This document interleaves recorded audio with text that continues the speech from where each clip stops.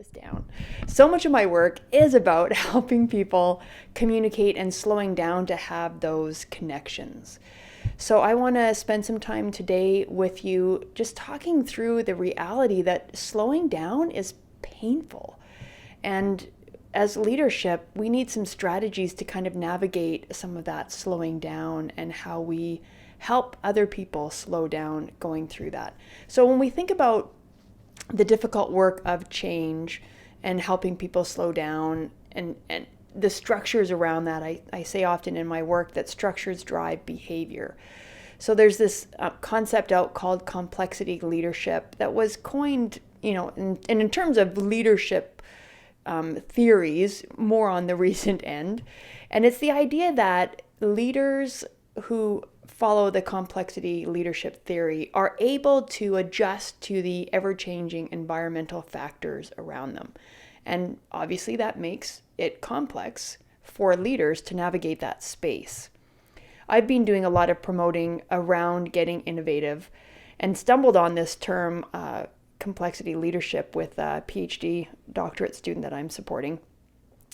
And it made sense because as we try to get innovative, that requires us to consider and respond to the ever-changing environment around us, which kind of pulling backwards makes us slow down to look at how the environment around us is really shifting and shaking.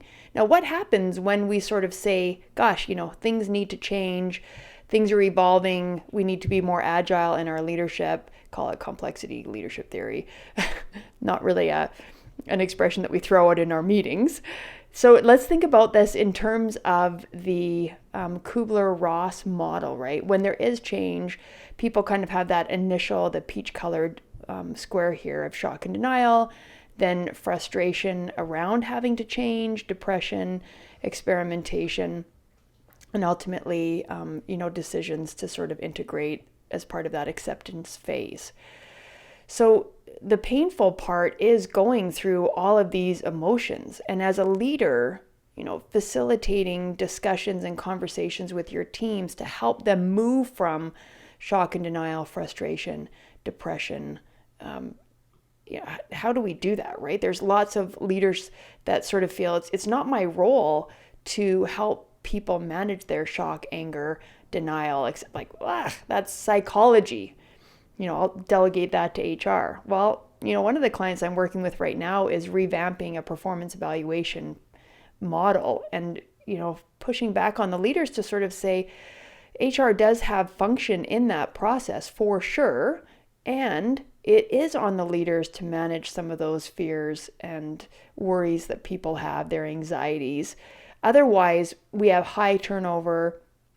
People doubt themselves, they disengage, all that kind of stuff. So thinking about that engagement with our staff, let's look at this performance and pressure graph when we think about helping people respond to the ever-changing environment around us. So obviously performance is low when people are bore out, so that boredom part, right? They're either not engaged in their response to the ever-changing environment or they're disengaged for whatever reason, right? They're bored.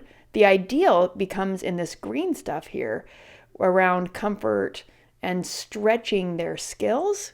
Now, too much of the stretch can become strain.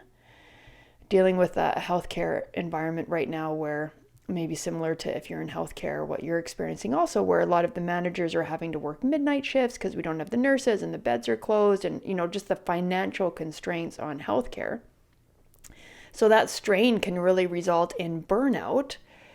And as leaders, thinking back, how do we kind of realize how that is and pulling back to these emotions and kind of saying, okay, the strain is too much or the burnout's there, where are we sort of stuck in some of the emotional pieces of this? And it sounds simple. I don't mean it to be trite because simple is hard. We only understand those complexities of feelings and where people are at on that performance graph by talking. That very difficult skill of leadership, of active listening and asking great questions. And so whatever your performance evaluation is, or whatever stage you're at in change or innovation that you're trying to pull through on, slow down for the conversations. In all fairness, that's probably my expertise, is helping people with the interpersonal communication and how do we foster trust so that we can become innovative and do that complexity leadership piece. If we don't learn how to talk with each other, innovation and appropriate response to what's going on is just not going to happen, and we're going to be stuck in the burnout phase. That's just the tough truth. So I think of some work I've done recently with a police department. Oh my goodness, love the work and really admire this group for leaning into this slowing down part, right? Police is obviously another industry that is really challenged, like healthcare, and just national shortage of staffing. And this group is really leaning in to figure out how to talk with each other, let go of some things that maybe have gone on that aren't ideal, stuff they control, stuff they don't control.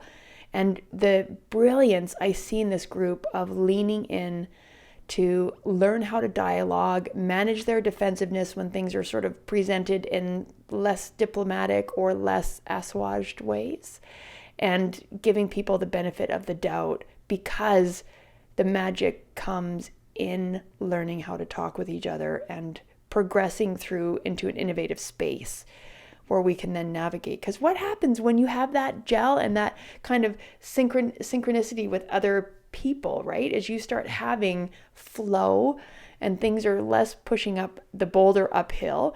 And when we think about this graph again, we move from burnout into strain. Oh, it's awkward learning how to talk with each other and navigating that space, and ultimately back into stretch. Okay, I hear what you're saying. What can we do to work together on this? So just yesterday we had a great meeting with the police department, and I had to stop them as the consultant in the room going, hang on a second. What did all of you do that was so fabulous in that exchange? And when I looked around the room, I think everybody but one or two people spoke. So they were all collaborating. They thanked each other for different parts of whatever the discussion point was. There was some pushback on how we were thinking about things, which resulted in additional action items that was going to make the overall project more successful. I mean, just win, because we slowed down to have some of that conversation. So I have 3 tips for you when we think about slowing down to help people talk, so we get the innovation and we get the wins that sort of protect us from that burnout when we move forward. So the first one is, if you're the leader, part of that complexity leadership work can be literally asking everybody in the meeting, what do you think? What's your comment? What is your next, make everybody talk. Give us space to say, we are going to go around the room and hear everyone's thoughts. So even if somebody doesn't have anything new to contribute, that's cool.